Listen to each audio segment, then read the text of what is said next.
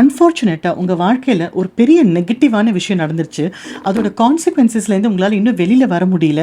இன்னும் அங்கேயே ஸ்டக்காகி நிற்கிறீங்க. அந்த விஷயத்தை பற்றி நினைக்கும் போது ரொம்ப டிப்ரெஷனும் ரொம்ப கோபமும் அழுகையும் எக்ஸ்பிளைன் பண்ண முடியாத வலியும் உங்களுக்கு இருக்குது அப்படின்னா நீங்கள் பண்ண வேண்டிய 3 விஷயங்கள் என்ன தெரியுமா? முதல்ல அந்த ஒரு விஷயத்தில் உங்களுடைய தவறு ஏதாவது இருக்கலாம். நம்ம எல்லாருமே பர்ஃபெக்டாக எல்லா நேரத்திலும் பிஹேவ் பண்ண முடியாது.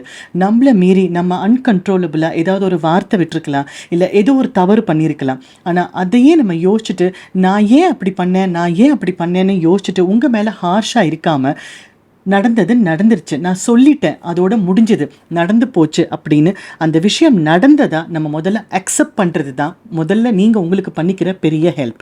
ஸோ அக்செப்ட் பண்ணிக்கோங்க, நடந்துருச்சு, முடிஞ்சிருச்சு, அவ்வளோதான். இனிமேல் அடுத்தது என்ன பண்ணலாம் அப்படின்னு யோசிங்க. அடுத்த ஸ்டெப் என்ன தெரியுமா? சரி, உங்கள் கண்ட்ரோலை மீறி நீங்கள் ஏதோ தப்பு பண்ணிட்டீங்க, இல்லை நீங்கள் ஏதோ தவறுதலாக ஒரு வார்த்தை சொல்லிட்டீங்க, இல்லை யாரோ ஏதோ சொல்லிட்டாங்க அப்படின்னா உங்களுக்கு நீங்கள் பண்ணிக்க வேண்டிய 2வது உதவி உங்களை நீங்கள் மன்னிச்சுக்கிறது தான். நான் அந்த சமயத்தில் ஸ்ட்ராங்காக நின்று இருக்கணும், நான் அந்த வார்த்தை சொல்லியிருக்கக்கூடாது, நான் இப்படி பண்ணியிருக்கக்கூடாது அப்படின்னு யோசிக்கிறத விட்டு நடந்துருச்சு, அக்செப்ட் பண்ணிட்டீங்க, உங்களை நீங்கள் மன்னிச்சுக்கோங்க. 3வது, கண்டிப்பாக ஏதோ ஒரு விஷயத்தினால நம்ம வாழ்நாள் பூரா ஏதோ ஒரு கில்ட், ஒரு குற்ற உணர்வு நமக்காகவும் இருக்கலாம், இல்லை யாரோ ஒருத்தர் நம்ம மேலே ஏற்றிட்டே இருக்கலாம்.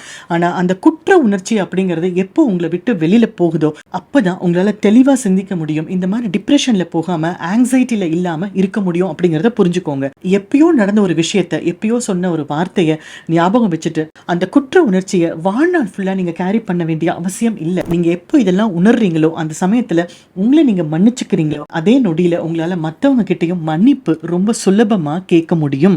எப்போ நீங்கள் இதெல்லாம் கிளியர் பண்ணுறீங்களோ அப்போவே அந்த ஒரு பெரிய நெகட்டிவான விஷயத்தோட இம்பேக்ட், தாக்கம் குறைய ஆரம்பிக்கும். அதனால நீங்கள் இதை ப்ராக்டிஸ் பண்ணுங்கள், யோசிச்சு பாருங்கள். கண்டிப்பாக இது உங்களுக்கு ஹெல்ப்ஃபுல்லாக இருக்கும். All the best.